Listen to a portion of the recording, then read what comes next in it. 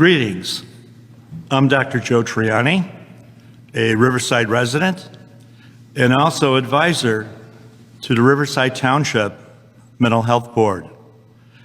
I'm also a member of our American Legion post, being a retired commander, United States Navy, and professionally, I'm the founding director of military psychology at Adler University. Today, I will be your host on our special program regarding veterans. To my left is Dr. Denise Staley, and I'm going to have her go ahead and introduce herself and her affiliation. Dr. Daly? Good morning. Thank you all so much for having us. We're excited to be here. My name is Dr. Denise Staley. I'm a postdoctoral research fellow at the Road Home program at Rush University Medical Center. Next to Dr. Daly, Dr. Mayberry. Thank you. I am Dr. Megan Mayberry. I'm a psychologist at the Edward Hines Jr. VA, and really appreciate you including the VA in this discussion. Thank you. Good. And last but not least, Dr. Klassen. Hi, I'm Dr. Brian Klassen. I'm the clinical director at the Road Home program at Rush, and I'm also an associate professor of psychiatry and behavioral sciences at Rush. Good.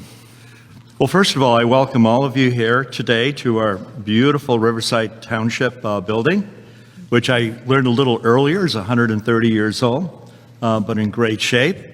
And this is a Saturday that we're taping this program, so I especially appreciate you taking your time from your weekend off to be with us this Saturday afternoon, the day of the taping. What I would like to do is give a little background information for our audience, of which I know some of you are veterans, some of you are familiar with the military, but many of you might not be. When we talk about dealing with veterans, they're part of a group, and we refer to them as those who are serving, as well as those who have served. When we talk about those who are serving, it's about those who are full-time on active duty here in the United States, around the world, or deployed. I could talk about, for example, the 101st Airborne Division out of Kentucky is currently in Eastern Europe, not to mention our various fleets. But most people are surprised when I share this figure with them that half of our military are part-timers. Here in our own Riverside Village, I've run into reservists from the National Guard, the United States Air Force, the Army Reserves, and even our own police force has a Navy reservist as a law enforcement professional. So we also need to pay attention to those who are serving on a part-time basis, and that comprises today's military. They're members of the various reserves as well as the National Guard, which reports to the state. We also have another group of those who have served. They are veterans, but they're retirees. Some of them have completed 20 plus years of military service and are in a retirement status. But we also have a number of retirees that were medically retired because of injuries, wounds resulting from combat or accidents. So they definitely are counted in that group.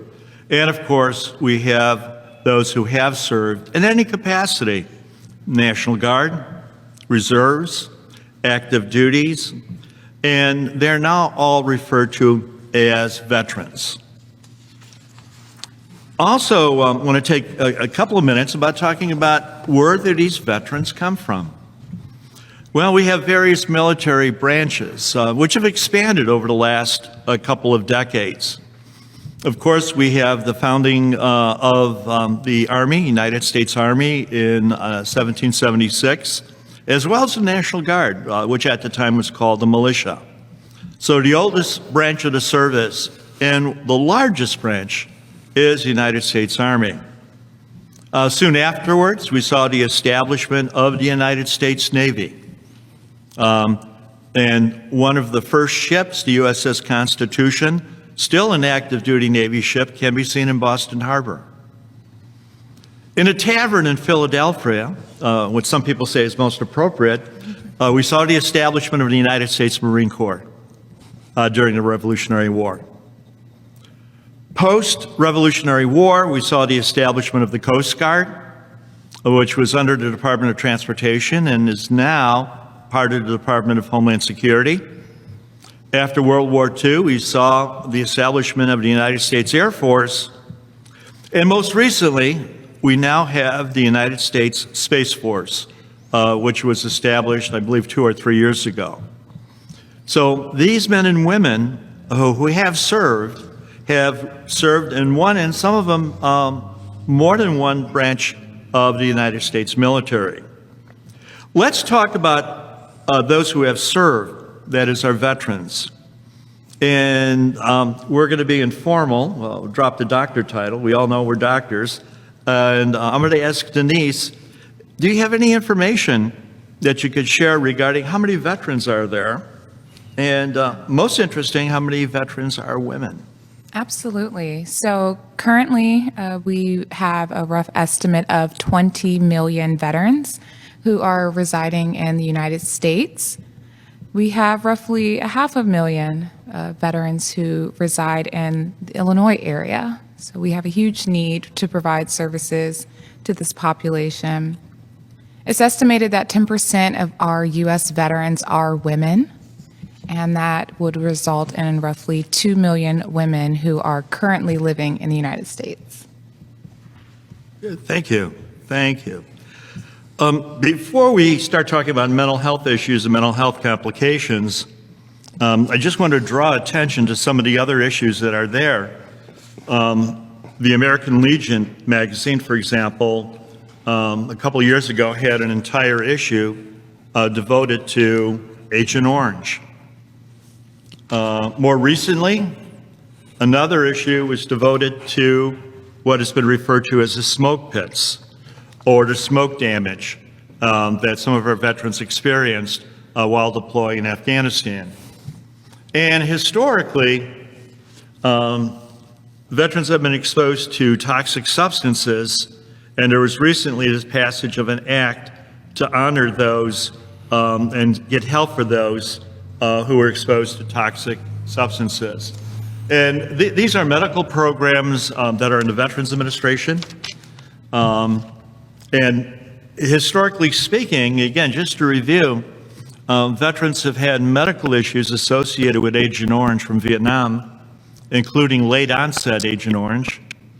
Also, there have been lawsuits regarding asbestos in the military, or exposure to asbestos, which is a cancer-causing what's the term, element or what have you.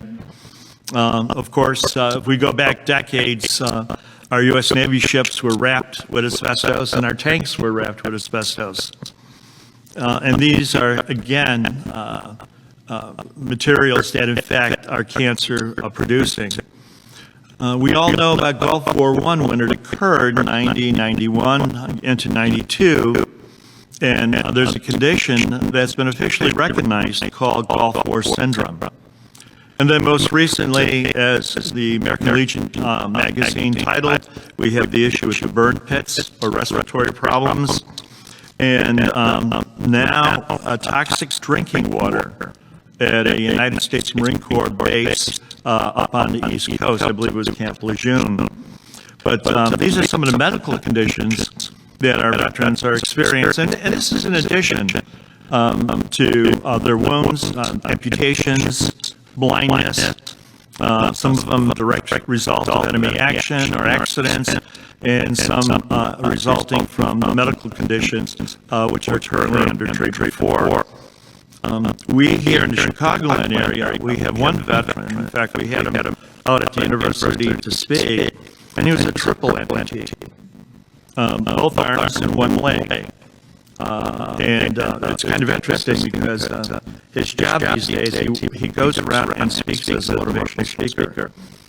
And then we have our own Illinois State Senator, Senator Tammy Duckworth, who was shot down, and as a result lost both of her legs and part of her arm, and now is serving in the United States Senate. But we just wanted to highlight briefly those problems that are associated with medical conditions. But we're also here to talk about and dig a little deeper in terms of some of the mental health, psychiatric, or psychological conditions associated with serving. And I think the first thing that comes to mind when there's any discussion regarding that is a condition called post-traumatic stress disorder. And just a side note, I know there's a movement afoot to refer to it as post-traumatic stress injury. And I would like to open it up to our panelists, and maybe I can go ahead and start with Brian, because I've done a number of publications. And for our viewing audience, could you tell us a little bit about what is post-traumatic stress disorder? Sure. So post-traumatic stress disorder is the only diagnosis in the Diagnostic and Statistical Manual, sort of a guidebook of mental health diagnoses that psychiatrists, social workers, psychologists will use to assign diagnoses based on the symptoms that they see. It's the only diagnosis in that book to include etiology or cause, right? And so this book spells out trauma as being actual or threatened death, a serious injury, or sexual violence. And this can be witnessed, it can be learned about in the case of a close friend or family member experiencing this, or the individual themselves could be the recipient of it. And the interesting thing about PTSD is that trauma, as I've just described it, is quite common. Epidemiological studies show that over half of U.S. adults experience at least one traumatic event in their lifetime. But when you look at lifetime prevalence of post-traumatic stress disorder, it runs about 5 to 10%, depending on the population. We know that veterans and people that serve in the military are at a much higher risk for developing post-traumatic stress disorder. This could be because of a number of things. That's the types of traumas that they're exposed to are more likely to result in post-traumatic stress disorder. Things like combat traumas caused by other people tend to have a much more severe effect than experiencing a natural disaster or a car accident or something like that. I think also the repeated nature of traumas has something to do with the development of PTSD. There's something, very different about experiencing one trauma, but experiencing repeated traumas on a deployment, experiencing multiple deployments, tends to have this additive effect. And there are a lot of theories about how PTSD develops. It's a very complex disorder. There are biological theories, genetic theories. It does tend to run in families. There are sort of differences in brain anatomy, in imaging that you can see in PTSD. I think my favorite theory is that, and I think one that resonates with the veterans that I see at Road Home, and I know Denise also sees at Road Home, is that going through a trauma changes how you think about yourself, and it changes how you think about the world and about relationships. And so when you have someone who, after a trauma, blames themselves or sees the world differently or themselves differently as a result, that's when you start to develop PTSD. There are many symptoms that are part of the diagnosis. There's intrusive thoughts, there's nightmares, flashbacks, avoidance of people or places that remind you of the trauma, avoidance of emotions that might remind you of the trauma, negative alterations in cognitions and mood, which is a fancy way of saying just depression, fear, anxiety, sadness, hopelessness, things like that. And there's also this cluster of symptoms that have to do with chronic activation of the fight or flight response. So difficulty sleeping, being constantly irritable, being difficult to pay attention to things, always feeling like revved up and amped up are all part of that diagnosis. I should say about 20% of the men and women who deployed in the conflicts in Iraq and Afghanistan developed PTSD. So if you sort of extrapolate that out, that's hundreds of thousands of people. So the scale of this problem is quite large. Good. Thank you. Megan, I know at the Veterans Administration, you have specialty programs for trauma. Can you share with us your perspective on what you see in terms of PTSD cases? Yeah, so we do have, we have specialty clinics specifically for PTSD. Those are based mostly in evidence-based practices and helping support veterans both get through the trauma and reduce some of what Brian was talking about, those immediate symptoms of PTSD. And we also focus on family support, couple support. We know that veterans don't live in a bubble. They come back, they're in their communities, they're back with their families. So we have found it's really important to be able to support both the veteran and their family and try to help them engage in the community. So we have some of those elements woven through our clinics as well. And I also think another piece that we see that's related to, and if you picture a Venn diagram, overlaps very much with PTSD is the concept of moral injury. And that's the idea, that veterans are in a whole different place in the combat theater and doing things that they might not do on the state side in their civilian life, and what that means, right? They come back and they've done things in combat that maybe are not what is part of their value system or their moral code here, and how to reconcile that. And I think that that pops up for folks too. And I think there are lots of different ways to help support folks with that, and that can be connecting with spirituality and our chaplain service. It can be even connecting with peer support. I'll talk about that a little bit later, but other veterans who have been there and navigated those waters and kind of managing their PTSD as an example that recovery is possible. So we try to kind of integrate some of those elements too, because it is pervasive, and it can be debilitating. It's such a challenging thing to deal with. So kind of having some of those wraparound services is something that we try to stress as well. Good. Denise, your comments regarding PTSD? Sure. Recently, I wrapped up a research study on how veterans experience being diagnosed with PTSD and how that influences their health outcomes and treatment. And what I found through that research is that most veterans, on the day that they receive a diagnosis, have no clue what that means to them, and they don't receive enough information about the diagnosis and what that looks like across a lifespan.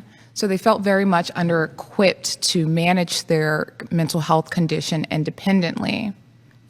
Additionally, what we found is that not only do they not have the information that they need to mobilize treatment and get involved and engage in services, but they considered PTSD a terminal mental health condition, or a condition that they would struggle with for the rest of their life.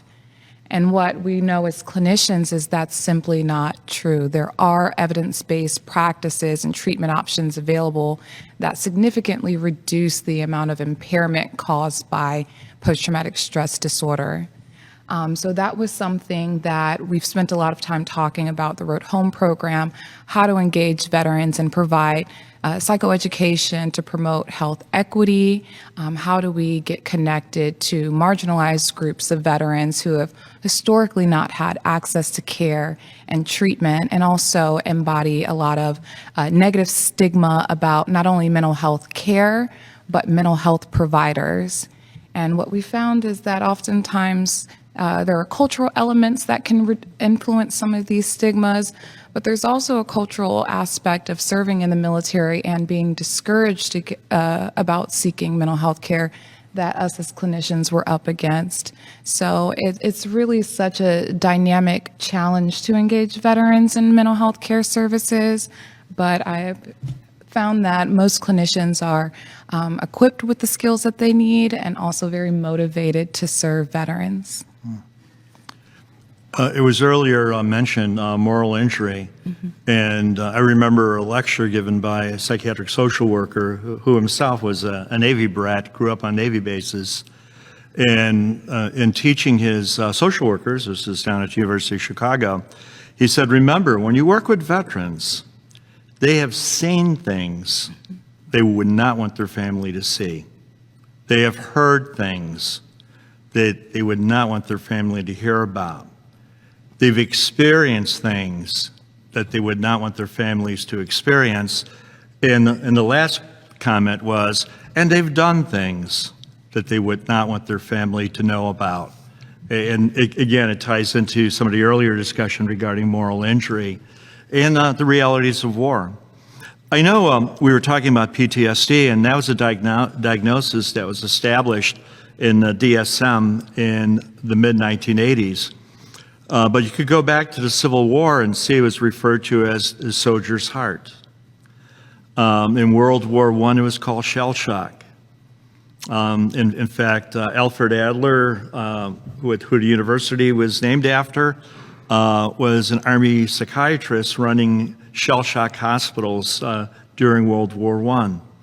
In World War II, it became known more so as combat fatigue or going berserk, which is the extreme. Combat stress, of course, and it wasn't until years after the end of the Vietnam War that we came back and understood what, in fact, PTSD is. It also leads me into my next question to my panelists is, we're hearing a lot more about TBI, traumatic brain injury. Obviously, could connect that to shell shock in World War I, but because of the main cause of death and injury being IEDs, improvised explosive devices, we're seeing a lot more given to the subject of TBIs. And maybe I could start with Brian. And how would you define, or what is a TBI, and how would you define it for our listeners? Yeah, that's a great question, because I think it, when I think about TBIs, I think about just all the different lenses that you can view something like that through. So I think there's a component of, just kind of physical tissue damage or different kind of damage to different like anatomical structures in the brain. And I think you had it on the head earlier, Joe, saying that, there's, in current conflicts, there's a lot of blast injuries and just from proximity to exposure to IEDs or even heavy weapons being fired constantly. Close quarters combat of clearing houses, going house to house in a community or neighborhood. These are the kinds of things that like your brain gets kind of knocked around and things get tugged on and pulled on. And you can sort of correlate that to different functional impairments. We call it, that's the fancy term.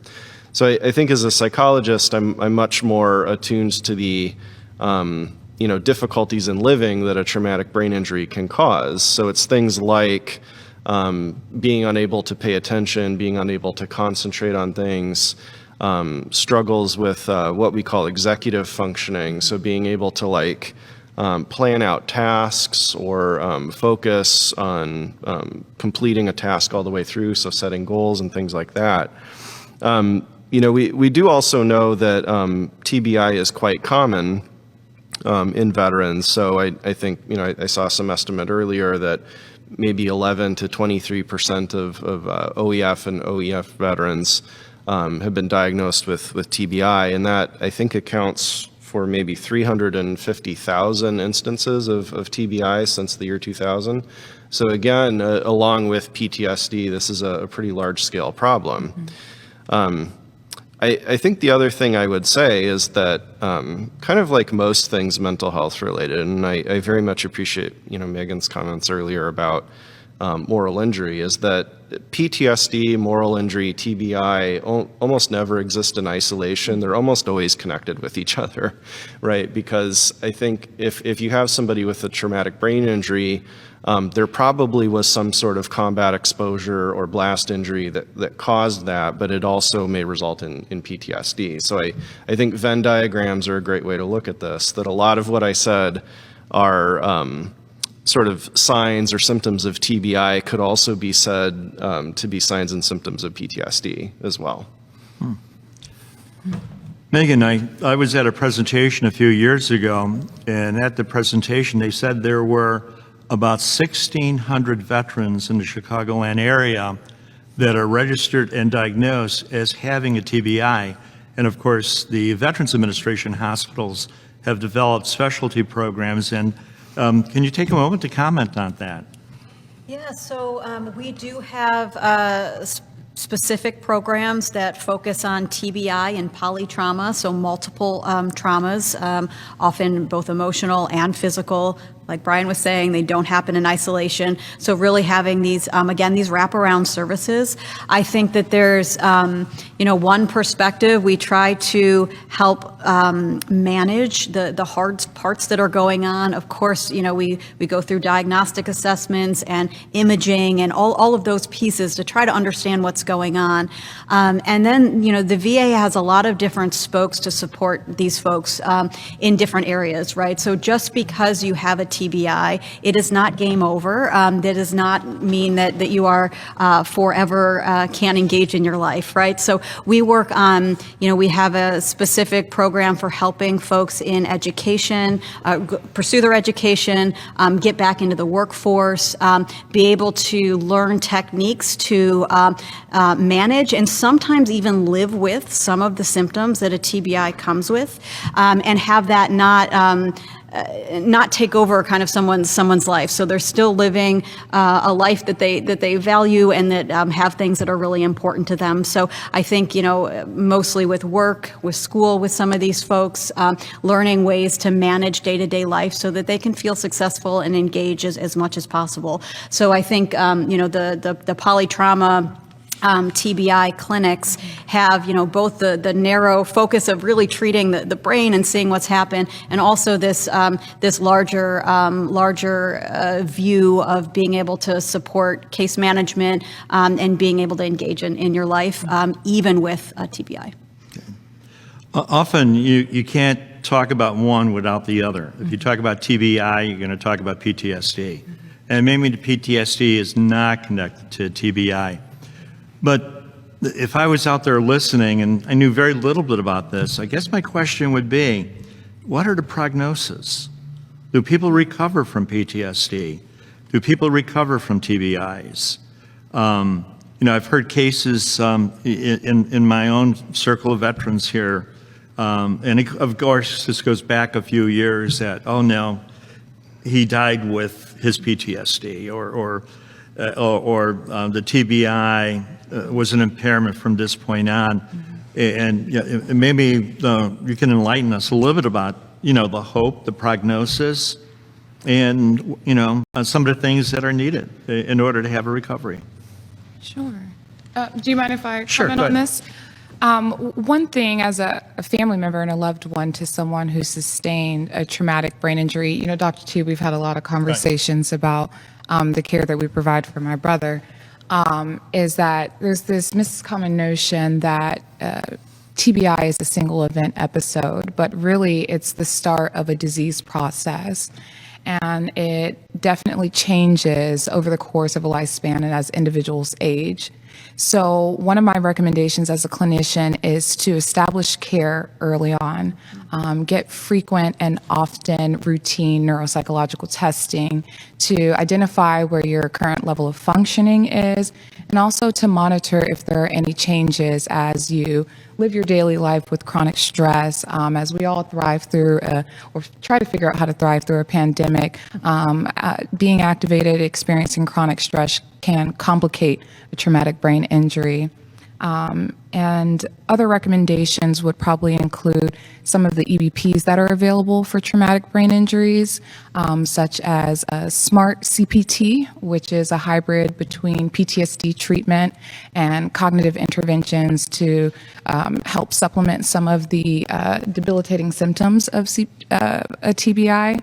There's also CCT, which is a compensatory cognitive training for individuals who've sustained TBIs. That is to help improve some of the neuropsychological functioning that can be diminished due to a traumatic brain injury, such as planning, executive functioning, like how to navigate your day, how to set up a schedule to compensate for some of the memory loss associated with TBIs.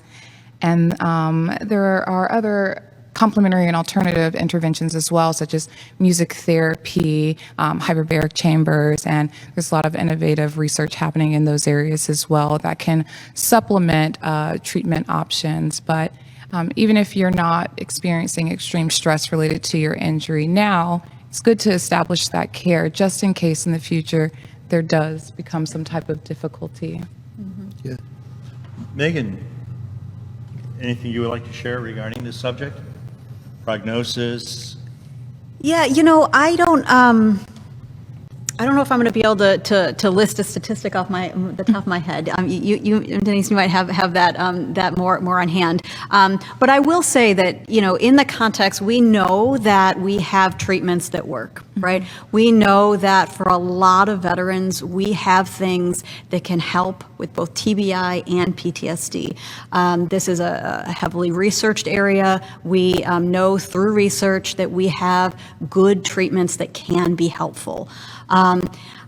I want to say within that context, and I'm thinking of several veterans that I've worked with, which might even be rolling their eyes at me right now if they were watching. And they, the veteran experience with PTSD is to not also forget. So while we have good treatments that can be helpful and can help reduce some of this challenging stuff that's happening, and so that you can live your life, it doesn't erase your experiences. It doesn't erase what has happened. That is still part of you and is part of your recovery process to figure out how to integrate that into your life and into your story. So the treatments aren't set up to make trauma go away. They're not set up to have you forget about your trauma. There's still a lot of work to be done. The idea is that you experience something really, really tough, and we have some treatments that can help support you to move on and continue to live your life in a really meaningful way.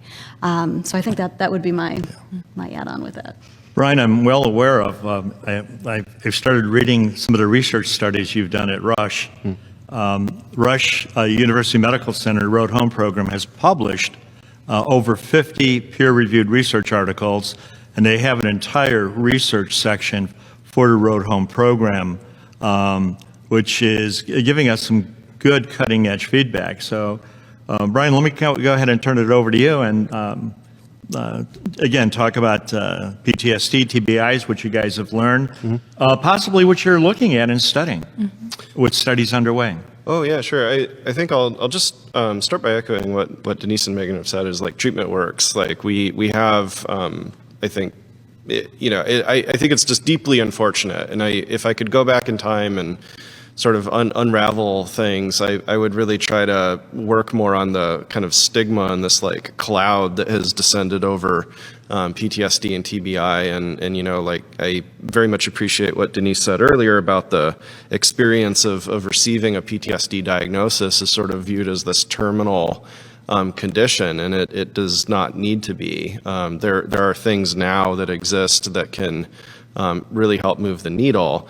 And I think it's kind of on us as a profession, whether you're in a program like Road Home or a clinician in the VA, to try to really kind of get that message out and also try to engage veterans like on their terms, right? And this is why I very much appreciate like the peer support programs, that Megan's doing at the VA.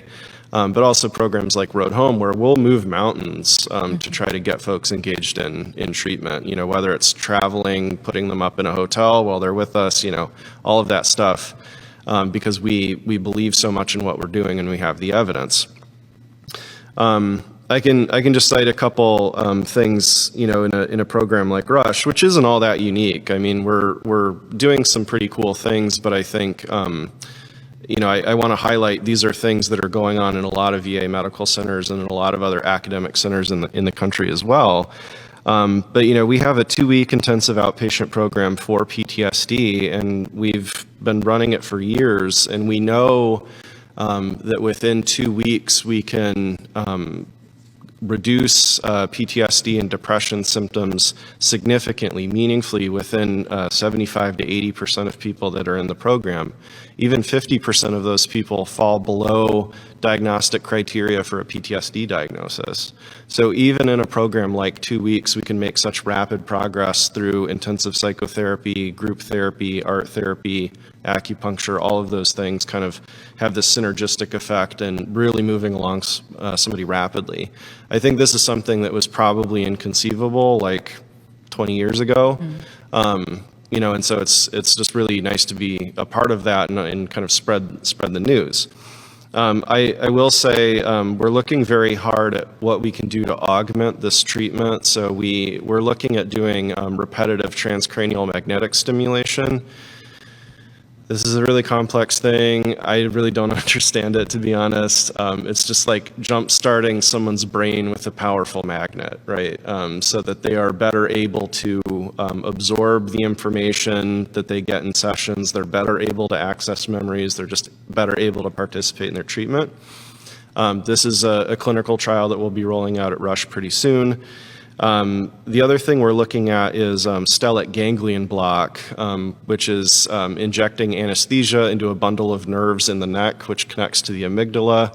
The amygdala is a brain anatomical structure that's responsible for like fear, anger, negative emotions, things like that. So if we numb that bundle of nerves, we can suppress activity in the amygdala. And the idea there is that it makes the therapy where you go through traumas in detail much easier to do, right? And so it kind of lowers that intensely high threshold that can be a barrier for a lot of people. It kind of lowers that threshold, and hopefully we can reach more people with that and make the therapy, the work a little easier to engage in. So we'll be rolling that out soon as well. Good. Thank you. Some of the other issues dealing with veterans include homelessness, and often substance abuse is tied into that. Myself, when I started working at the VA, I worked as a substance abuse counselor with the program that was called the Drug Cure Program, at the time Westside VA. But the VA was pretty much cutting edge. In 1970, 71, 72, they were starting to roll out institutional programs that later on the state as well as the not-for-profit sector followed. So the VA kind of led the charge in that area. But Denise, I know you've done field work, and some writing in the area of homelessness on veterans. And if you could share some of your observations regarding homelessness. Sure. Working with veterans who experience homelessness has definitely shaped everything about who I am, and it has moved me as an individual and a clinician. As the daughter of 2 combat veterans, it was very surprising to me that so many individuals could slip through the cracks of a system that was really designed for them. And what I found is that minorities in particular are overrepresented in veteran homelessness, and also older adults. Especially from our Vietnam campaign era. Veterans who experience homelessness are more likely to be re-traumatized while in homelessness. They're less likely to engage in care at the VA, and more likely to engage in care in the community for myriad reasons. They're less likely to be compliant with treatment options that are outlined by their providers, and more likely to have a world that has been largely affected by their mental health conditions. So having difficulty working due to untreated mental health conditions, having difficulty showing up in their marriages or their kids and in their family dynamics. And really walk through life with the fear of being traumatized and openness to engage in really maladaptive behaviors for survival. And all of those things can complicate other existing mental health conditions and physical health.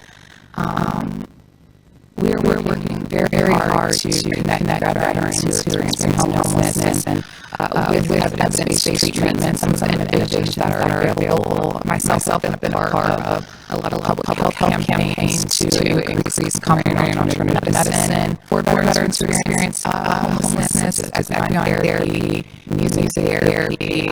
We have expressive arts groups that are running in local homeless shelters in the Chicagoland area. And most importantly, we're working to reduce the stigma because this is a group of individuals who has been mistreated by clinicians and maybe not believed. And so the trust that they have in us and the trust that they have in our system and the work that we do has been largely affected.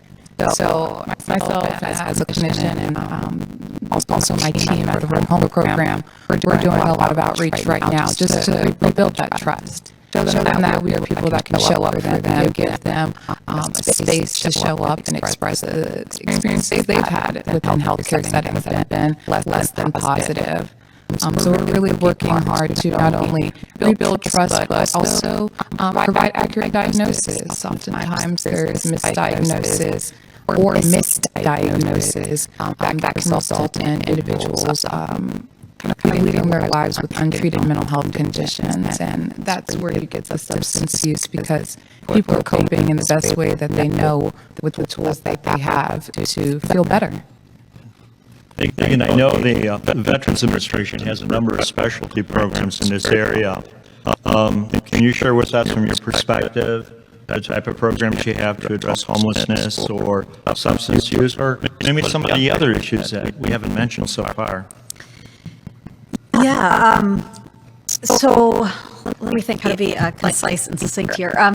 We do have a robust homeless program that works towards not only housing individuals. We have a full range of being able to have immediate access, right? So if someone comes in who is homeless, they have immediate access to our program. We also, if we have a direct call line to Hines, and if someone knows a homeless veteran, or we say, hey, there's someone who's a homeless veteran on Harlem and Cermak, we deploy a social worker immediately, and we go and connect with them, and we talk about services and do that. So we really work on, the front door and the access, and it's hard. It's a struggle to get folks engaged. We also have 5 peer support specialists in our homeless program, and that is in efforts also, as Denise was talking about, the mistrust and the cracks that are inherent in every huge system.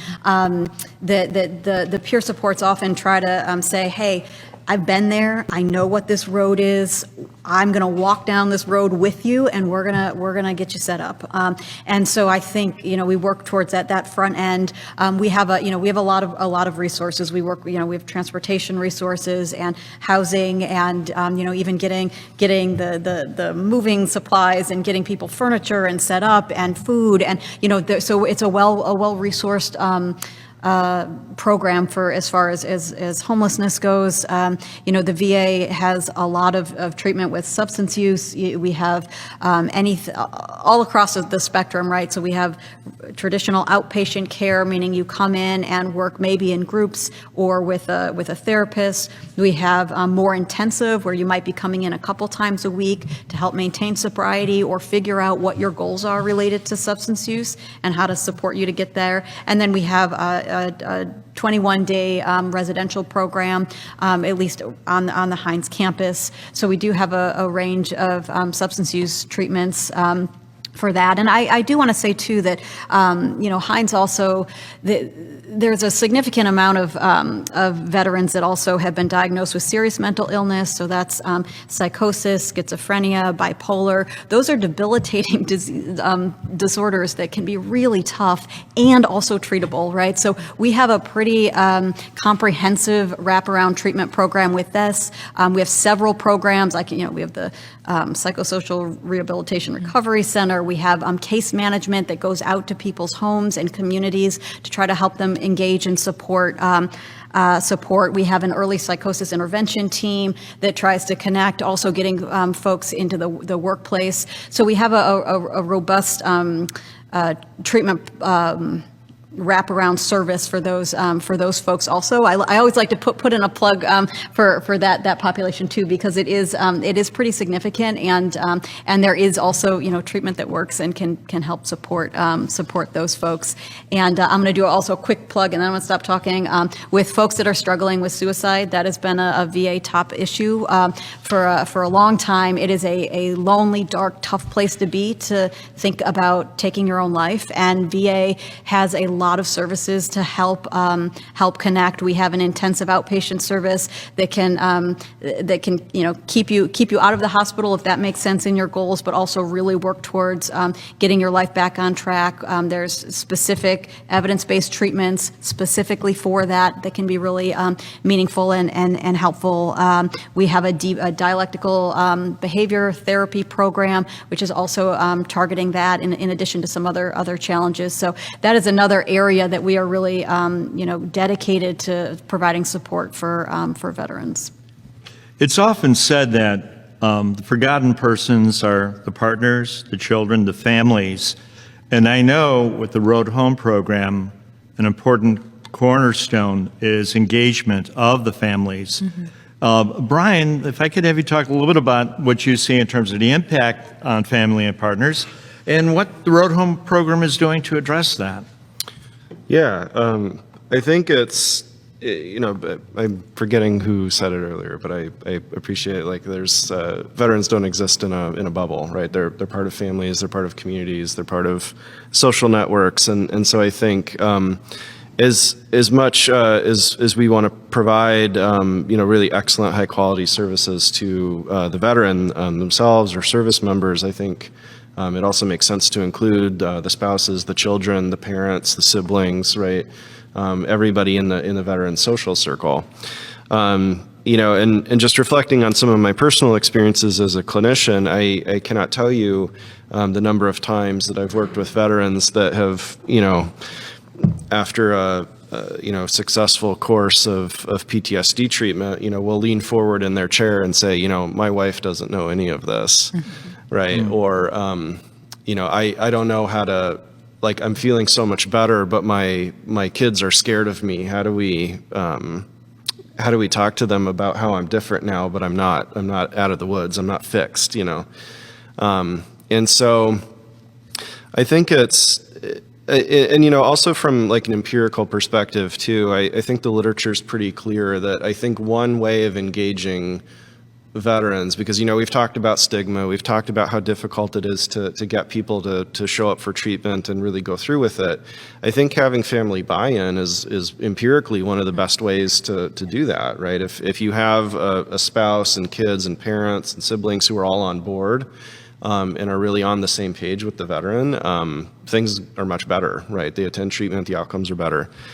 And so I think one way we've tried to do that at the Road Home program is that, we'll work with spouses, family members, parents, roommates, like we define family pretty broadly, but we'll also do therapy for kids. And, a lot of that takes the form of like the veterans starting to recover and feel better, but like, how do we understand this new normal as a family?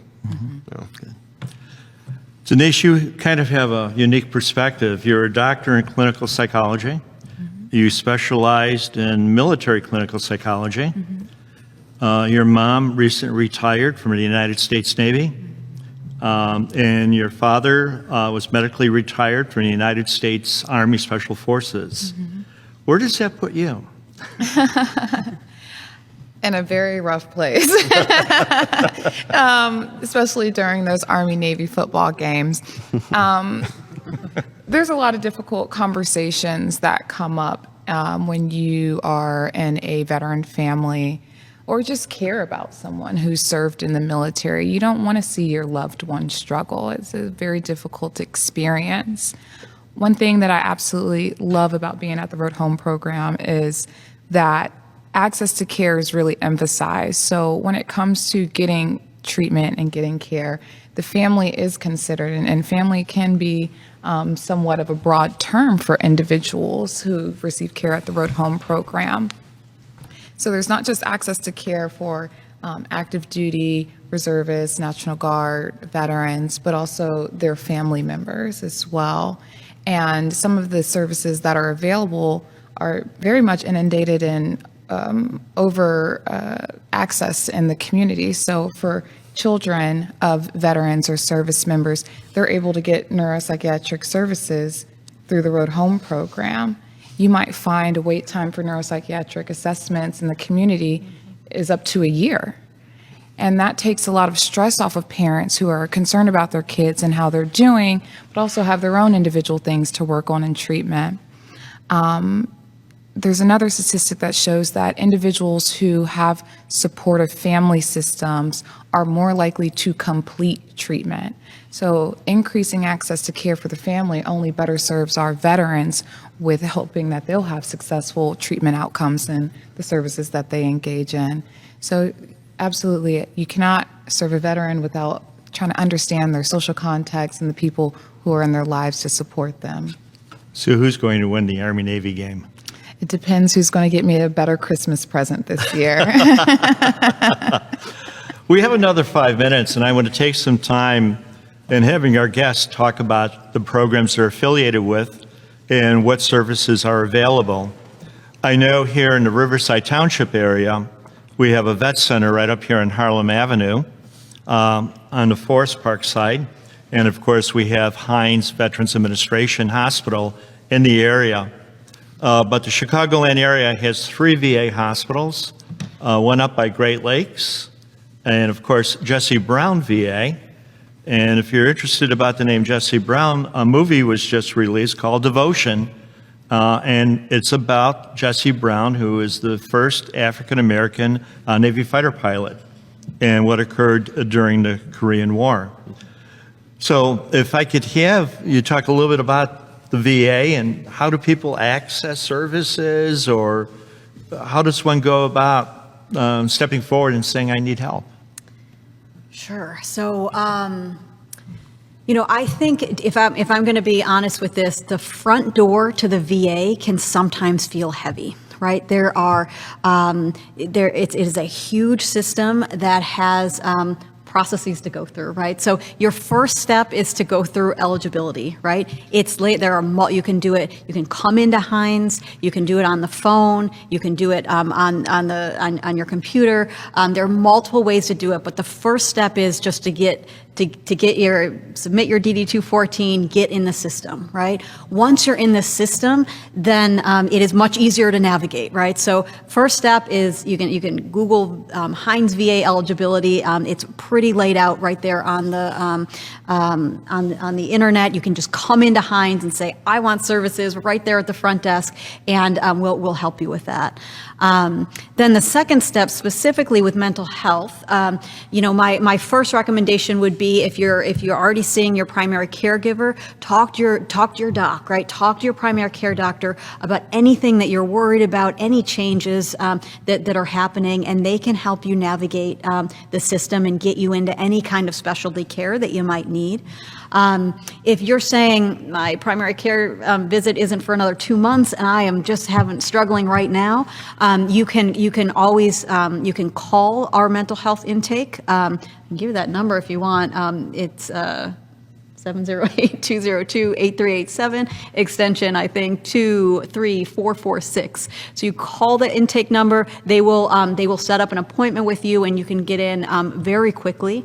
And if you're saying that's not even good enough, very quickly, I don't have a week to wait, come in, building 228 to the first floor. We will see you the same day. So just come in, and we will connect and try to find you the best services that we can. It is a huge system. The greatest strength and weakness of the VA is that we have a ton, right? There's so much to navigate. So come in, connect with us, connect with a peer support, connect with a provider, and we will help you navigate and get connected to the plethora of so many programs that we have at the VA. Now, how is the vet center different? Is that a clinic they could just walk into? Yes, so you can go ahead. So the vet centers are specifically for folks who have served in combat areas during combat times, or who have experienced MST, which is military sexual trauma. So the vet centers are specialized clinics for folks that are readjusting, coming back from combat, or who have served in a combat zone.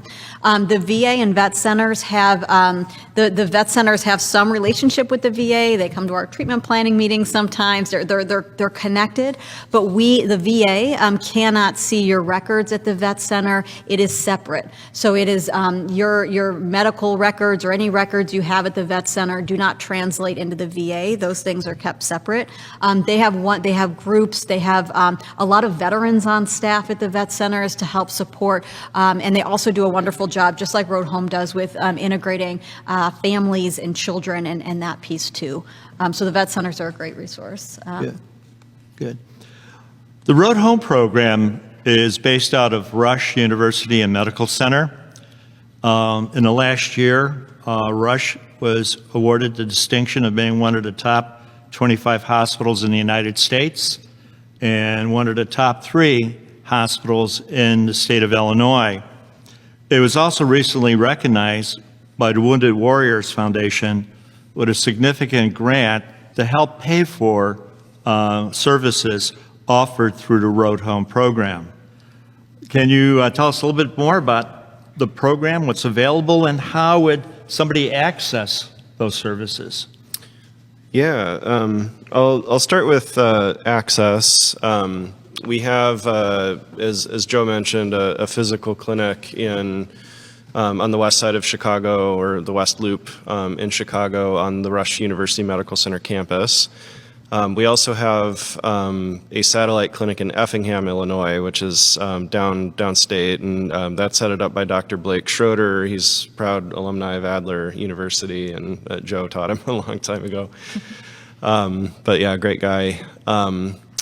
And we're also able to offer telehealth services throughout the state of Illinois. So in order to access Road Home services, just call 312-942-8387. You can also go to our website at www.roadhomeprogram.org. There's plenty of information there. There's also a place to sort of send us an email that'll go to an account that will help register you. All we really need is like a DD-214. We can take an NGB-22, record of National Guard service, things like that. I think some interesting things to know too about eligibility is that we are able to take people that are not VA eligible because of like dishonorable discharges or bad conduct discharges, or things like that. So we're often, I think, a good option there. And as Joe mentioned, we're philanthropically funded. So even though we're operating out of Rush University Medical Center, there is no out-of-pocket cost for the veteran, service member, or their family. We're funded by the Wounded Warrior Project, by the McCormick Foundation, by the Chicago Bears, a bunch of, kind of donors, philanthropists in the community have come together to fund this program. In terms of what we offer, I think I'll best sort of describe it as like 2 programs. And I think, relative to, a place like the Hines VA or Jesse Brown or Great Lakes VA, I think we're pretty small and boutique. So I'll kind of like draw that line.